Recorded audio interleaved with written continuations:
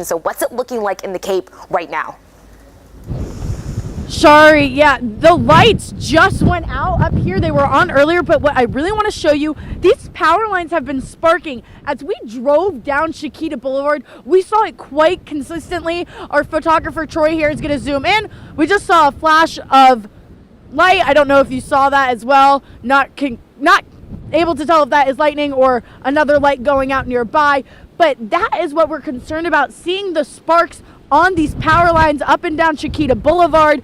I actually just saw the resident who lives in this house kind of right across from where we are standing. He came out of his home kind of just looking around. It looks like they saw power, possibly a light is on in their house, but you know, it's really important that you're staying inside right now if you did not evacuate, especially with these power lines that are still sparking. And this is up and down Chiquita Boulevard.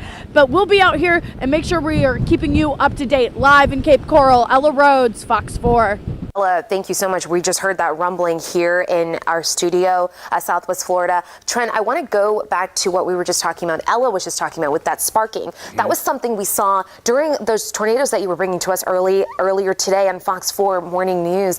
When we were talking about the tornadoes and the villas specifically, we saw that. A woman recorded that happening in her community. Can we talk about where we are with that right now? Because Ella's still seeing it in the evening time. Yeah, it's the fact that we have power lines down in some locations. And the electricity is going to be a huge issue here. The transformers that are blowing there in the distance, they'll have to replace those and likely the lines that connect as well. This is that loop that we saw live just a bit ago with the transformers blowing on the North Fort Myers side, and that is something we're going to continue to watch. The sounds here at Fox 4 right now are tremendous. So I'm trying to find the words to describe it. Concerning would be a word that I think a lot of people here in Southwest Florida could probably relate to. We're hearing the same things that many of you are hearing. I wouldn't necessarily give it that freight train sound that some people have talked about, but how would you describe that sound that we're hearing right now? That's a roar. That's we talked about the rain and how it's all on the north side. The wind, the storm just now made landfall, and over the last couple of days, we wanted people to understand not to focus on where the storm was making landfall, but this core of damaging tropical storm force winds, and that's what we're seeing here around town, and likely that's probably gusting up to hurricane force.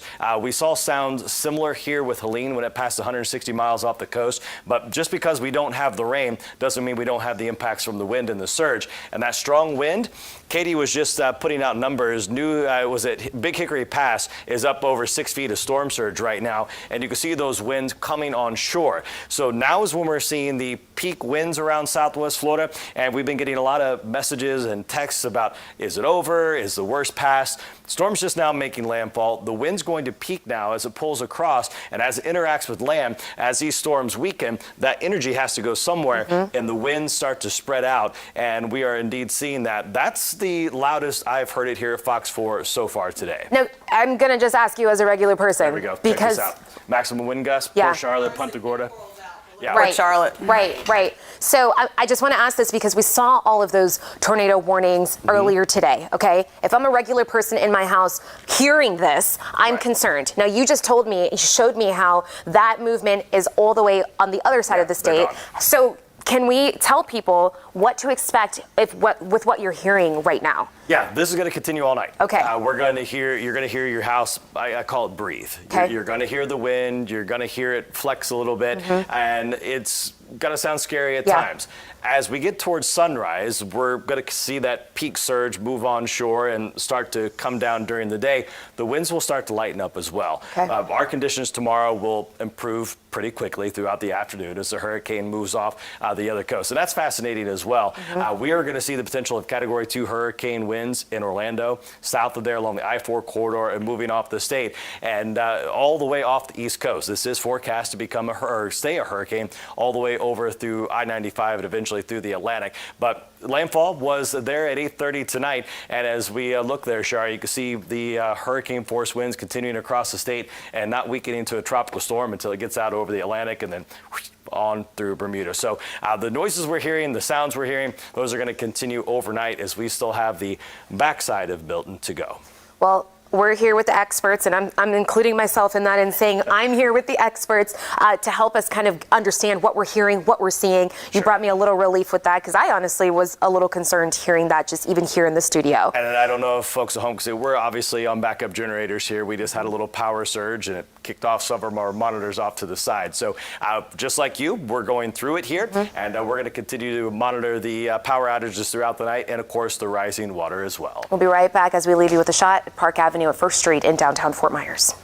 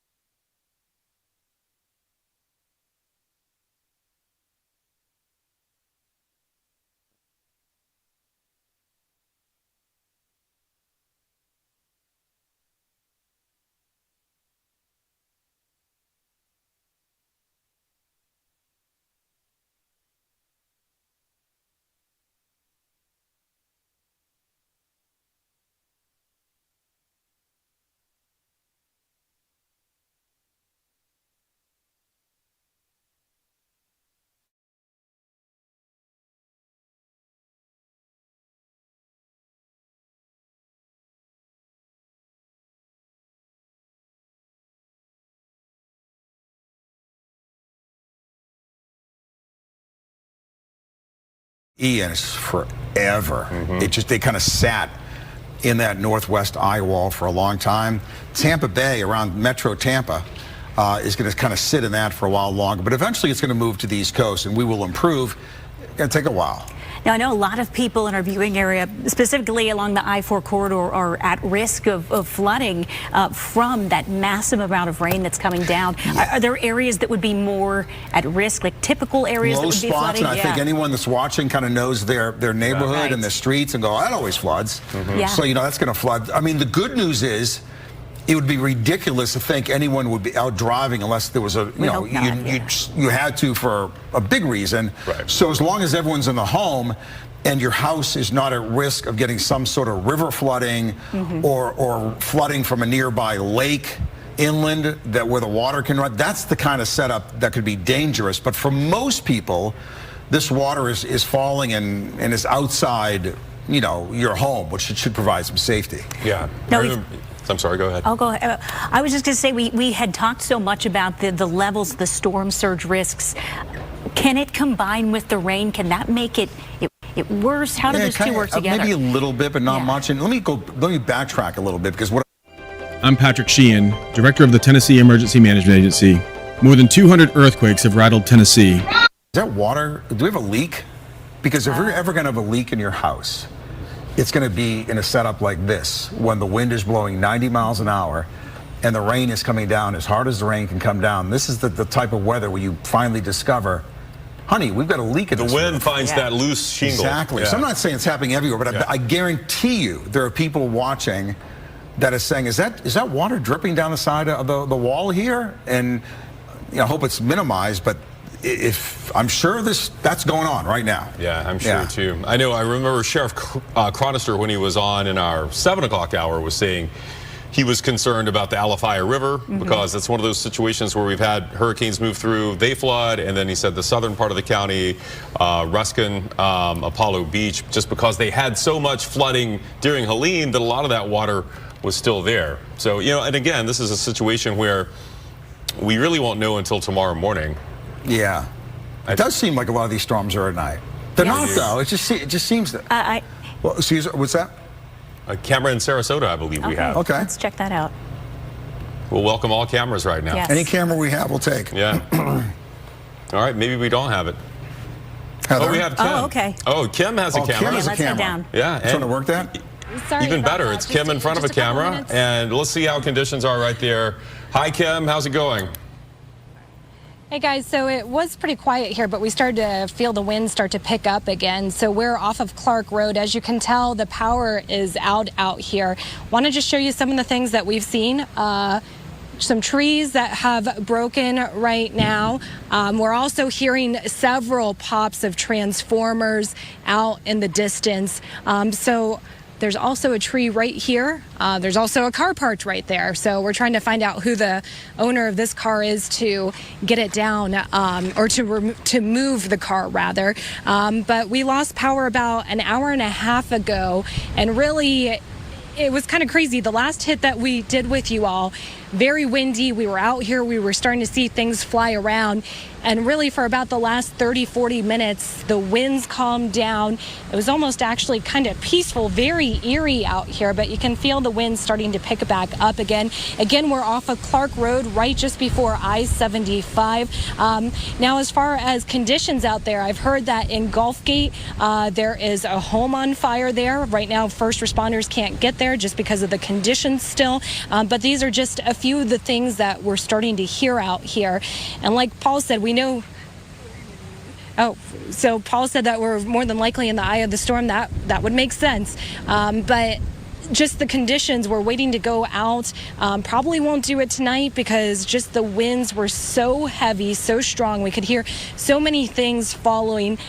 Just here on the first floor of the hotel, the wind just coming in. Actually, some of our crews from the morning show, Ryan and Matt, were on the third floor. They came down because they said the third floor, just the wind howling was just something crazy. But as for right now, we're safe. We know that power is out. I've been told by a couple of people in different parts of Sarasota they still have power. I know my brother-in-law said he still had power.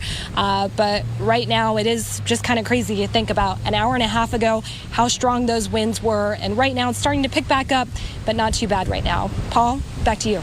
All right, Kim, Quizon live for us in crew. Sarasota Not County. Yeah, no. Absolutely. That was a compliment to me. Kim, thank you. Stay safe. Again, probably stronger winds coming through there soon. Yeah, what she says there is very true, though. You know, a lot of people don't have power, and they're hearing all these things, and it can create a lot of anxiety when you're hearing those winds. That much more difficult waiting for that power to come back on. We're going to head back to the north. Pinellas County also getting extremely high wind this hour. We saw just some of the numbers in Paul's graphic earlier. Yeah, Fox 13's Brianna Arredondo, I think, is in the Emergency Operations Center there, so not feeling those winds necessarily, but she's right there in touch with all the people that have to keep track of any situation that pops up in the county. Brianna? Yeah, that is exactly right, Chris. They're taking calls from people and, just kind of monitoring the situation here. At this point, it's about what you can do now and what to do after the storm. So if you're not already there, go inside of a room that's inside your house with no windows around until the worst of this storm has passed. First responders are here from different agencies. I mean, we're talking Florida Fish and Wildlife, Fire Rescue as well, EMS, police, Sheriff's Office. We've also got people here from the U.S. Army. So they're all here. They're hunkered down. No one in terms of first responders are out on the roads right now, so they cannot respond to any sort of calls that you may be making if you have an emergency. I did check in with them to see, how many hurricane-related calls that they are getting during this time.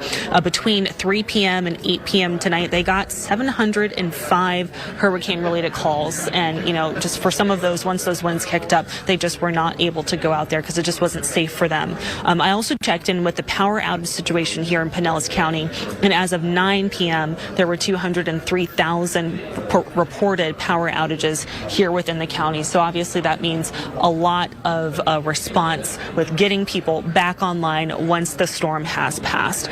Flash flooding is also a concern tonight with all of this rain. So here's what you need to do if you start to have water taking on in your home. There's nothing more powerful than you making your thing happen. Really going for it. Power, and you should try to get to the highest point you can in the room or in your house. And also make sure you have an escape plan.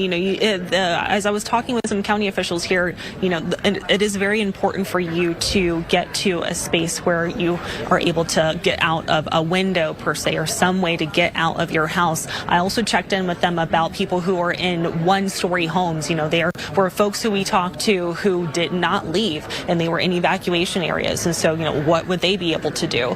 And of course, that recommendation, of course, was to evacuate. That time has now passed. So if the water gets too high for them, it's just, getting out and getting on top of the roof, someplace safe where they can continue to ride this out and be okay. I know a lot of people did listen to those evacuation orders, though. There's 11,000 people who were in shelters. Of course, many more who were staying with friends and family in other areas out of the path of this storm. So it's just the situation here of just kind of waiting to see exactly what they're going to be dealing with after Milton has passed. Back to you. All right, Brianna Arredondo reporting tonight in Pinellas County. Brianna, thank you. Hurricane Milton may leave hundreds of thousands of people across Florida without power. Joining us to talk about the process of getting the power restored is President of Duke Energy Florida, Melissa Seixas. Melissa, thank you so much for being here with us. First off, give us an update about how many Duke customers have already lost power. So up till about an hour ago, we had 275,000 customers off across our service territory. We serve 35 counties across the state. We have about 190,000 that are off in Pinellas County. Of the 190,000, we have also, though, been able to restore 32,000 customers whose power went off sometime in the last several hours as the winds and the weather really became very prominent. Glad to hear you've gotten a few more people back on. There could be more, obviously. We do expect more. How many total do you expect to go dark from this storm? And the question everybody wants to know about, how long might these storm-related outages last?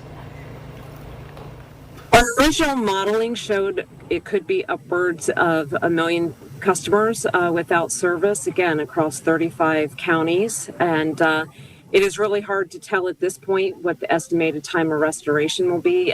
Because the storm is going through now, by daybreak, we should be able to get out to begin our damage assessment, and we'll begin restoring as well where we can.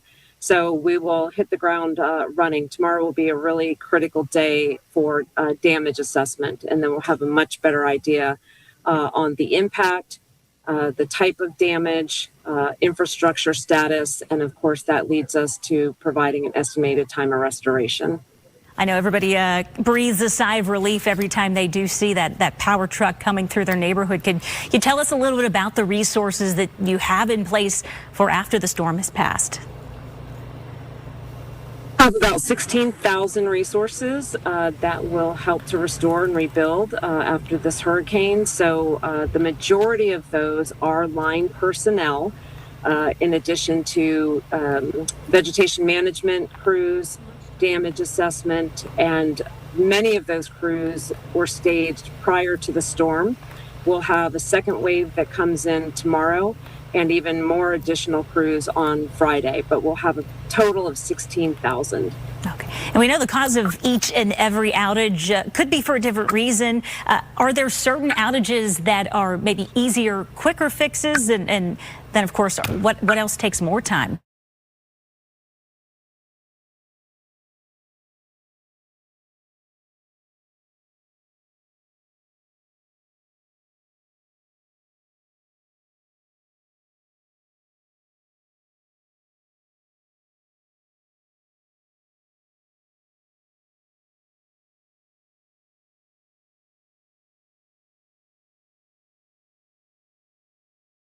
Longer to restore. All right, Melissa Seixas, president of Duke Energy Florida. We surely do appreciate your time. We know you are busy. You are the person that so many people want to hear from, because people are anxious to get that power back on, and we sure do appreciate all the work you do and will be doing in the coming days. Melissa, thank you. Very much. Thank you. Chief Meteorologist Paul Delgado back, and sometimes you just have to go verify. Yeah. You have to go outside and verify that the weather is the weather. I do not recommend going outside and for safety. I see a raindrop. I am soaked, but as a meteorologist, to kind of the storm I've been predicting for 4 days, I should probably walk outside and maybe at least take a look. Yeah, we have no windows around here, by the way. Right. Yeah. Our weather office has no windows, which is kind of ironic in itself. Right. But I tell you, it's unbelievable. Yeah. I mean, it's really bad. And I just kind of peeked around. It was like I was pressure washed. And we have a good sense of wind speeds. It could be 60, 70, 80.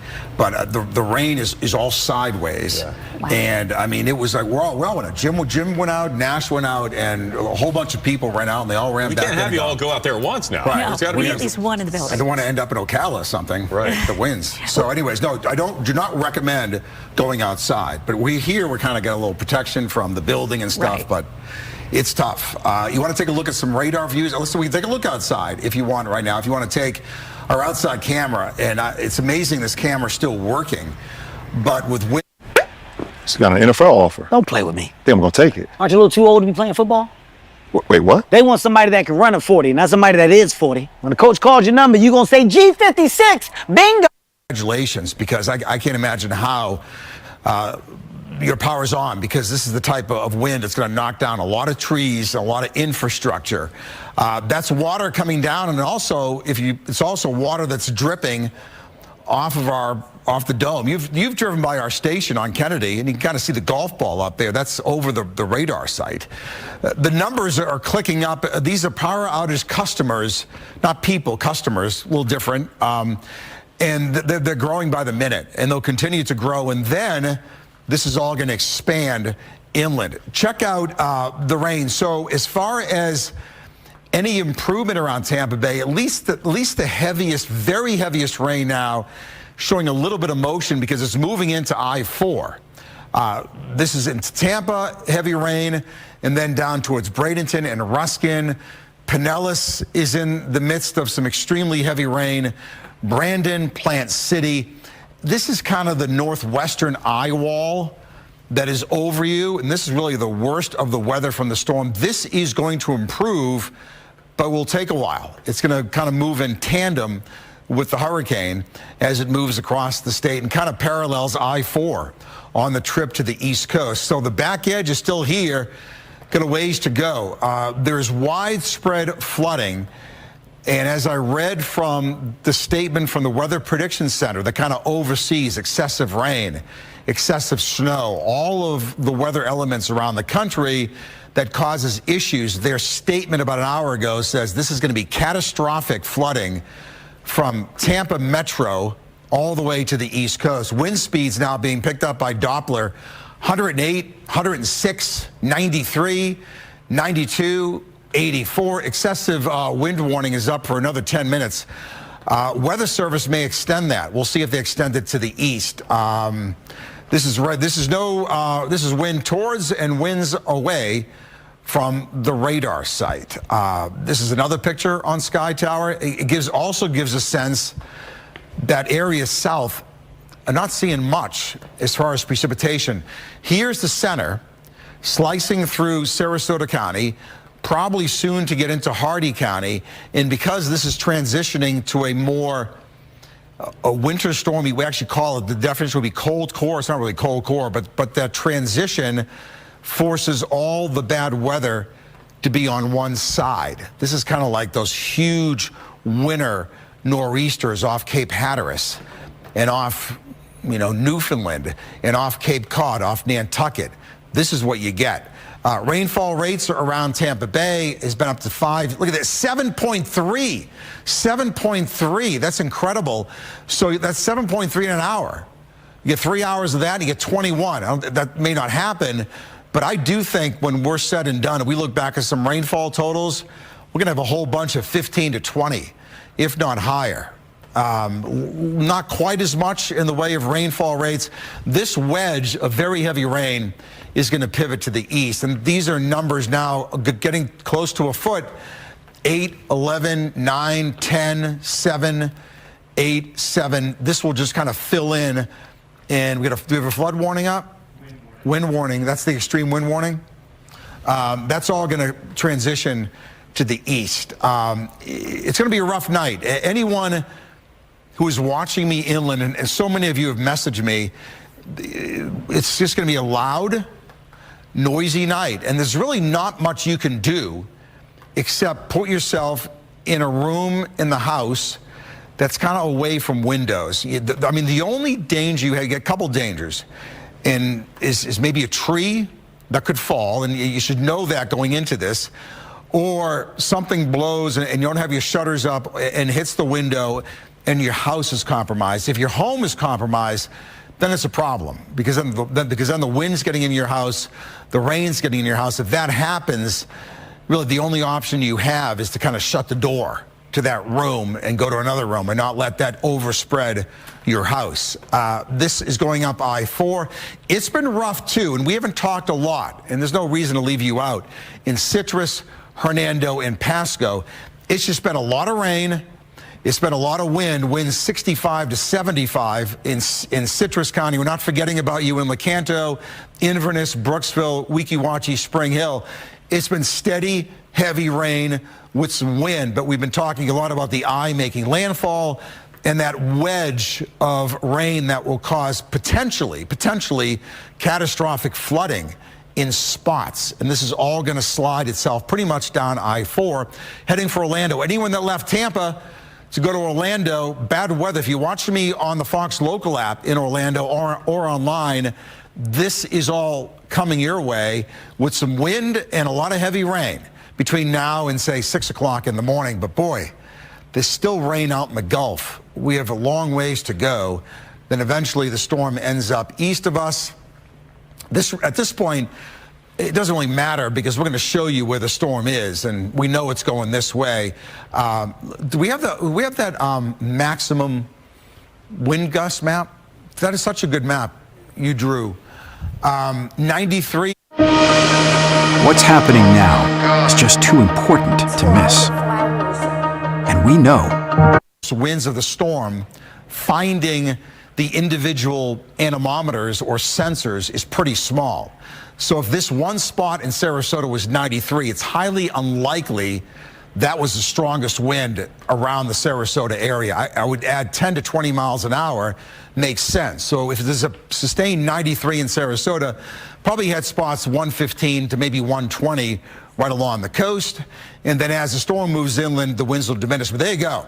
That's live outside our studios on Kennedy. You see a lot of rain. You also don't see many lights looking down, which means power outages continue to be a big problem. That's it. Back to you guys. Boy, flooded roads are a problem, too. Good thing no one's out there right now. Maybe a problem tomorrow for a long time. Paul, thank you. Pinellas County seeing a lot of that rain right now, too, and the wind. Yeah, let's get right out to Fox 13's Genevieve Curtis, who has been in the area all day for us. She joins us live from Clearwater. How is it out there? Yeah, Haley, this is the worst that we have seen so far here in Clearwater. Just for reference, we are in Clearwater near Safety Harbor, and we have seen those wind gusts certainly pick up. We are under a high wind advisory, an extreme high wind advisory, as you have heard Nash and everybody talking about earlier today. You can see those extreme winds that we are getting now. The winds right now too extreme for first responders to be on the road.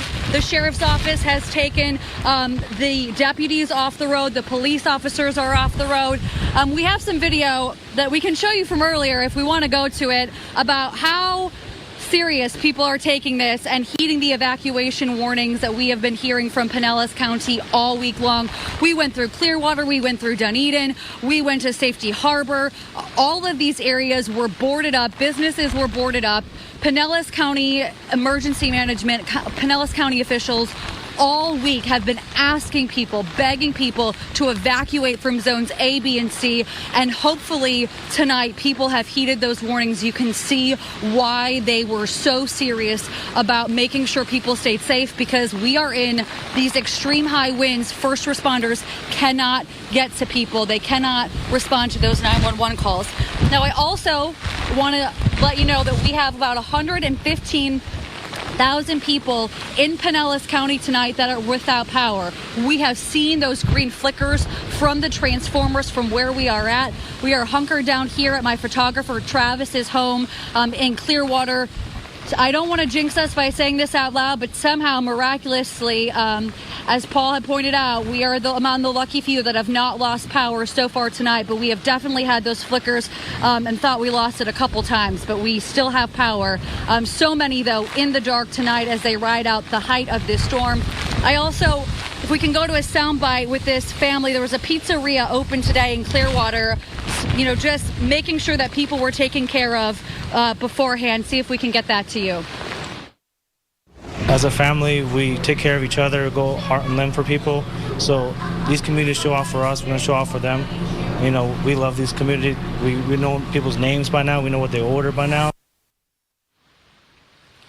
And we just got an emergency alert about flash flood warning in our area. That just came to our phones while we were in this live shot. But again, just reiterating how dangerous those conditions are that they have pulled first responders off the road. We are certainly seeing how everything has picked up here in the Clearwater area. For now, live in Clearwater, Genevieve Curtis, Fox 13 News. All right, Genevieve, thank you. And we sure do hope all of those people did heed that warning with these alerts coming out, even though Brianna earlier at the Pinellas EOC told us they had gotten hundreds of calls from people needing help, and they can't get out on the roads, not yet. So we sure do hope those people are okay.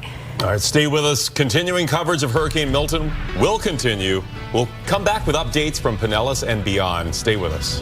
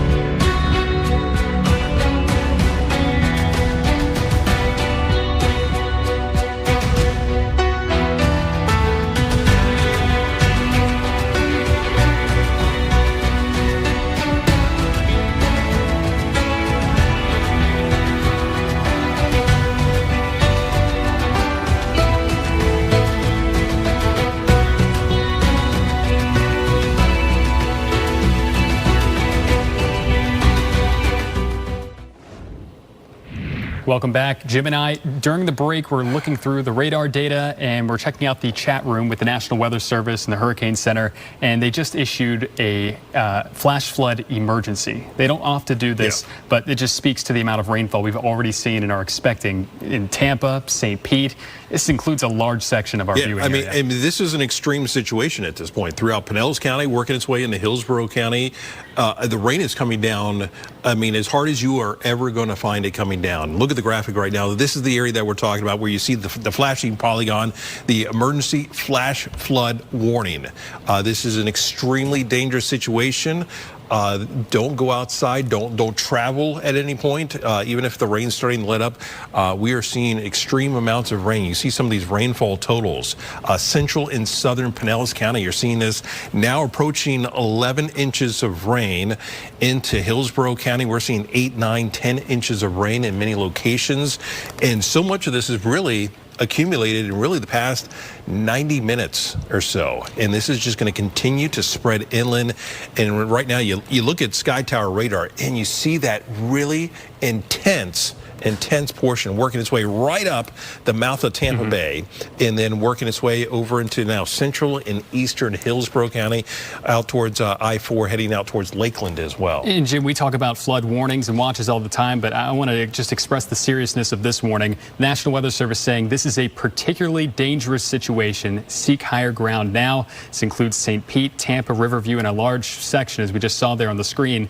Life-threatening flash flooding of low water crossings, small creeks, streams, urban areas, highways, streets, and underpasses. They put this out for the potential, let's see here, between 10 to 14 inches of rain have already fallen, is what they're saying, Jim. And we still have a lot of rain just off the shore there in the Gulf that's going to be moving onshore in those same areas. And all this rain is still going to be transported inland and then off to the east side of the state as well. We still have a lot more to get through, but definitely take this very seriously. This is a flash flood emergency for many of our coastal towns and communities here. Yeah, I mean, you see some of the most intense parts of this, and this is, we talked about this a couple of hours ago. As the eye was moving onshore, what we're likely going to start to see is some of the most intense portions of this starting to pivot around. And so the issue is that keeps this most intense part of this over the same areas. And now we're seeing this over Pinellas County and Hillsborough County. That extreme wind warning, that has now expired, but if you've noticed, it's still just as strong out there right now. So in all intents and purposes, it's still there. I mean, the winds have not really let up all that much. We still have the wind, and now we're just accumulating so much rain so fast. This is becoming just a really extremely dangerous situation very quickly in these areas. And we talked about it earlier, the extreme wind just amplified by the heavy rain, bringing all those winds that we sweep through with our radar just above the surface down to the surface. So the cold air associated with all that heavy rain bringing that wind down to the surface, and that's why we're seeing wind gusts in the upper 90s, in the hundreds in some spots, and that's very far away from where this made landfall in Siesta Key as a Category 3 hurricane. Yeah, I mean, look at these winds. These are the max winds gusts that we've seen, 90 miles an hour in St. Petersburg. I think we had a question before down into Sarasota. You see Sarasota says 93. I think you said it was 95 actually. So